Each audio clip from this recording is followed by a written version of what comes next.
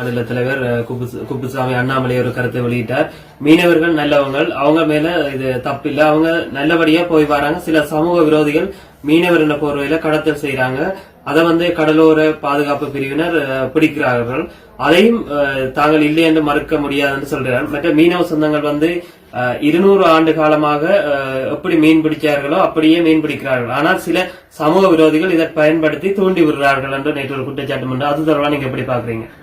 அண்ணாமலை அவர்கள் ஒரு முக்கியமான தலைவர், தமிழ்நாட்டினுடைய பாரதிய ஜனதா கட்சியினுடைய தலைவர்.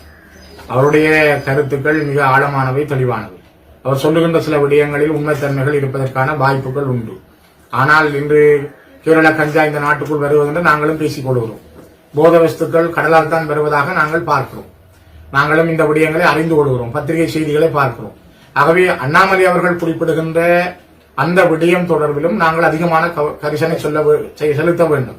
குறிப்பாக இந்த போத வஸ்து பாவனைக்கான போத வஸ்துக்களும் சரி, நாங்கள் சிறைச்சாலையில் கூட இருக்கின்ற போதையால் பாதிக்கப்பட்ட சிறார்களை பார்வையிட்டேன்.